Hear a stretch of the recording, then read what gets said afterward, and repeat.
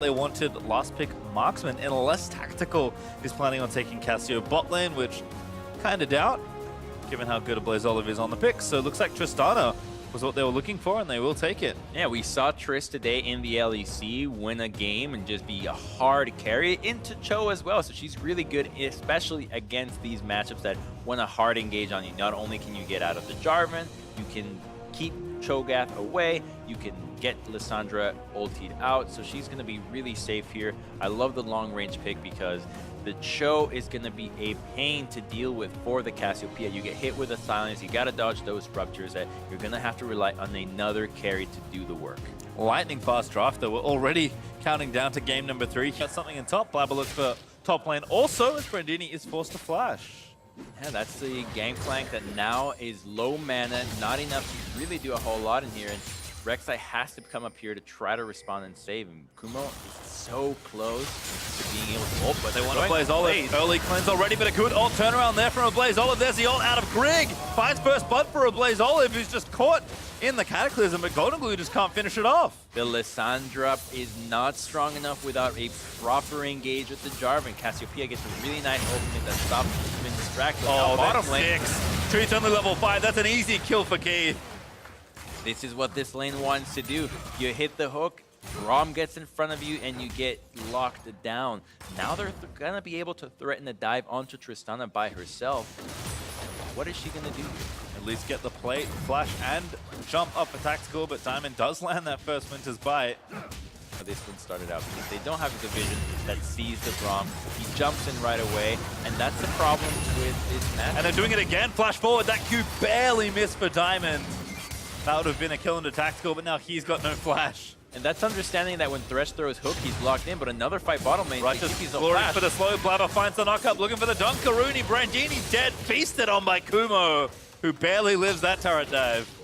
This is so action-packed. Every time we go somewhere else, they're already fighting. That's really good move by Blabber, punishing the lane that doesn't have summoners. And if that's the case that if that's the trend we're seeing, I'm expecting some repeat visits into the top lane. I mean, it's kind of funny to think that all jokes aside, will play on the safe side here with Blabber, and they might be trying to play here.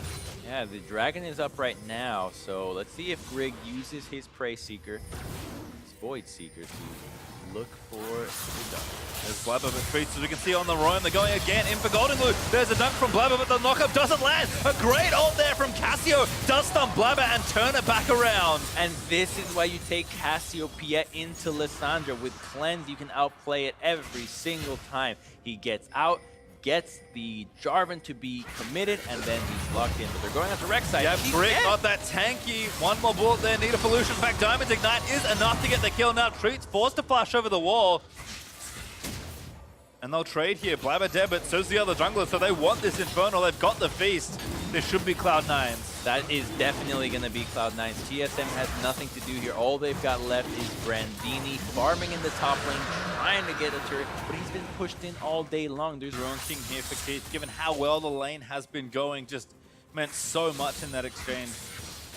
And I like the attempt from Blabber and Golden Glue to, hide in a brush, maybe get a pick off, but it's been all bot lane, it feels like, for quite a lot of this series. Is Keith now under attack in a 1v3, make it 2v3 as Diamond is still there. Hook gonna hit, Diamond may have to sacrifice himself here for the greater good as Keith dash and flashes away, but tactical at least gets one. Yeah, it's really nice to be able to get that kill through vision, and unfortunately tactical does miss out on some CS and takes quite a bit of turret damage.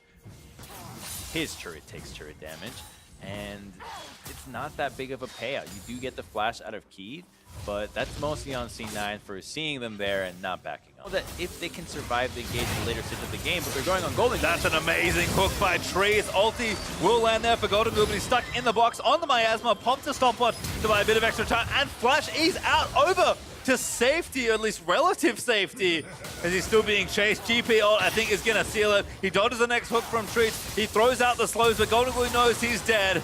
Blaze Olive finally gets that kill. He at least bought a lot of time and a lot of ultimates. That GP ultimate to seal the deal. I'm surprised that Greg did not want to Prey Seeker and use his ult to seal that, but hey, you find a way to give Cassiopeia more gold, and that is fantastic because these are the champions that are going to carry you the game, not the Rek'Sai. Cloud9 actually still being more patient. I thought they would take the Drake there. They actually moved Keith and Golden Glue back down to lane to keep getting farm as Kumo TP's in. Now making extra sure they get the Drake, I suppose. And GP is walking down here too. A fight starting. Yeah, they're going to go for that instead. Golden Glue looking for the flank position. Over the wall, in onto Treats. He's going to die to Kumo. Now Golden Glue with that first passive ulti. What a good knockup. Finds 2 onto a Blaze Olive and Brian Genie, but Tactical just takes out the Lissandra. They could not stand in that corridor anymore. Gangplank pops his ultimate, and there's just way too much damage to go in there. Even the Cho'Gath wouldn't go in there. So they find the kill, but you burn enough ultimates, you have the position that allows you to continue to take this back. Top lane, sure. And TSM might feel like they can fight this here. C9A going to start by pushing the wave in mid. Hook lands in onto Diamond, but Poke not quite enough from the Cassio. They can feel that way, but is it that way? Because they don't have anybody to face check until C9A moves. The Gangplank ultimate is out though. Really nice, zoning them all away, but again, on the other side, Blabber finds the Dunk. They've taken out Grig, and Kumo just tanks so much damage. He does get shut down. Diamond also low, and the hook from Treats is massive. And yes, it looked like a good time to pop Grig, but the rest of the team is down. And now Jarvan is hooked. This guy, magnetic with the hooks, is Blabber the next target to get wrapped up in the lasso. Cloud9 just have to run again. Treats does not connect that time. It's Tactical. Maybe jumped a little too far forward. Keto under the miasma is forced to flash away as a slow does land onto Golden Glue from the Petrifying. Who she actually using that damage on, because Baron is being started. The fight's gonna happen. Yeah, gotta kill the 5k health Cho'Gath sometime. As Cloud9 are actually sticking on this for quite a while. Kumo pretty tanky, but Blabber not so lucky. Golden Glue also maybe finding a flank. Another good miasma there from a Blaze Olive. Might force Cloud9 off the objective. That's a really good Oh, they got Golden Glue. Tactical, what a pick! That's one-on-one. He found them because he had the outrange. I mean, I saw the flank materializing, but Tactical just sniffed it out. Shot down the Lissandra, who still had ulti, and that Baron call now off for Cloud9. They lose their mid turret as well, and TSM are actually ahead in gold, despite the early game not going that well for them. It's become a little bit too predictable for TSM now because they're reacting to it perfectly every time. Yeah, Golden Glue also was just in a side lane, so despite the threat that Cloud9 wanted to show, wasn't really much else they could do. Now going to try for the tier 2, but a good barrel there from Brandini. Now they're split up. A great ult as well, going to cut them off. Golden Glue found a pick. They're going to try and take down Grip, but Tactical just shooting everyone. He rocket jumps in. He's going to try and carry the back end of the fight. Golden Glue into stasis this time, but Grig already took down Blabber. There's Tac. No, it's Brandini that gets the next kill. And TSM, as a Blaze Olive, finds himself some sort of outplay kill. He was practically 1v4ing top side of the map with the GP ultimate. Him and GP were just so strong together, and once again, Blabber and Golden Glue were going on a target that the rest of the team were not aware of. They went onto the wreck side, but Some can lean on their scaling a little bit here. Cloud9 needs to come up with something to stop this assault.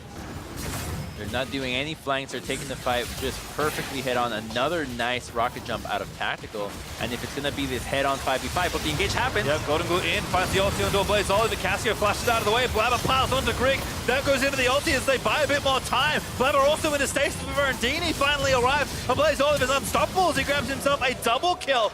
And C9A just can't do anything. And by taking the fight head on, you just give TSM exactly what they want. Cassiopeia and Tristana thrive in these circumstances.